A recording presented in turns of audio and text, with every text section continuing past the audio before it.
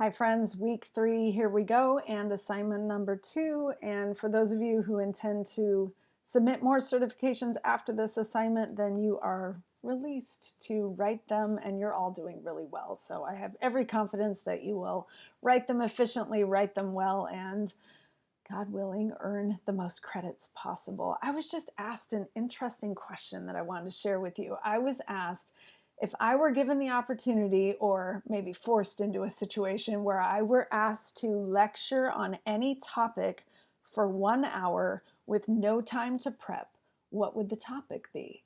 So I'm going to put the question on you. What would you answer to that? So this was also sort of in a pressure situation. So I'm not, you don't get a week to decide what your topic is, but instantly, what would your topic be? And you know what I said? And it actually sounds somewhat uninspired, but I realize it really, I think, is the heart of who we are and what we do. And that's just effective communication and writing. And I hope you're aware that when it comes to writing, we write now more than ever before in the history of the world. I mean, when I was younger, we would talk on the telephone and we would write if we were writing on a typewriter, writing a paper, maybe sitting down to write a letter that would then take 3 to 4 to 5 days to get wherever it's intended to go. But now, every time we text, every time we send a snap, every time we put something on Instagram, even yes, it's a picture, but you're also putting some kind of writing. We are writing constantly. And I'm not confident that we do it well. We think in the confines of our mind that we are, but for everything that we've already talked about just in our 2 short weeks together going into our 3rd week, are the reasons why we don't do it well. And it all goes back to that Aristotle's rhetorical triangle with purpose and audience and writer, knowing yourself well. And I want us to think about this week purpose. It seems so obvious because even way back in kindergarten, 1st grade, 2nd grade, you were given a topic and maybe you were told to write a report on butterflies. And so back in my day, you go to the encyclopedia and you look up butterflies, and then you try not to plagiarize and you put together a report on butterflies. But was that really your purpose, just to do what the teacher asked you to do? So back then, yes, that is what it was, and that was your purpose because you're learning how to do it well. But some of us never get out of that. Do you hear where I'm headed with this? If we're still in the purpose of somebody else's purpose, how inspired and innovative is your work really going to be? But if you can stop for a moment and listen to their purpose, listen to if you're being assigned something or if the situation requires you to do something, listen to that, what that purpose is, and then make it your own.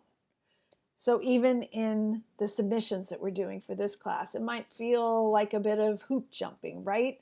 It's pretty good hoop jumping because the rewards on the other end are really great. But it does feel like hoop jumping, and I get that. I do a lot of hoop jumping in my life, so I'm right there with you. But as you're hoop jumping, how do you make it your own?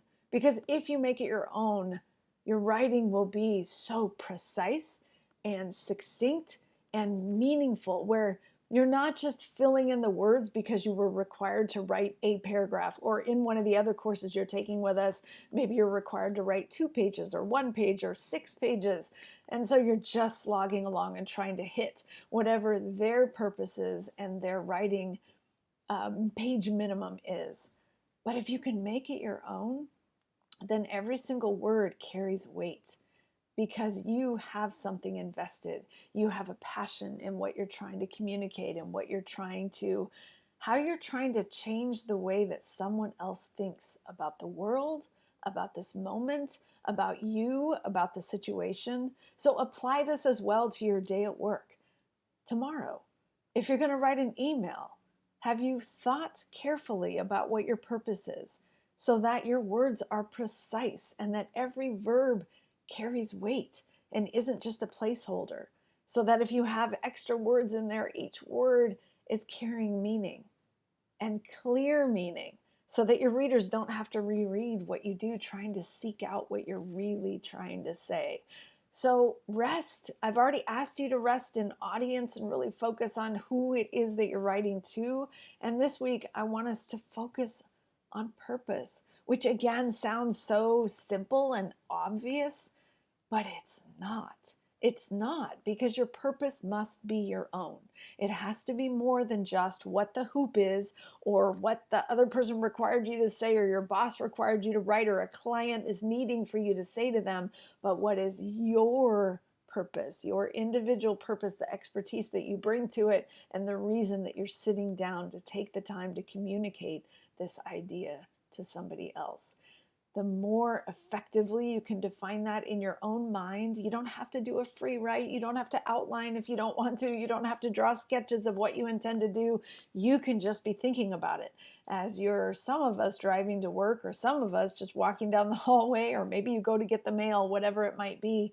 Just be processing. What is my purpose? How do I make that purpose unique? How do I change the way that this person thinks about the world, about who they are, about who I am, or what the situation requires? Blessing on you as you move into this week. Let me know if you have questions.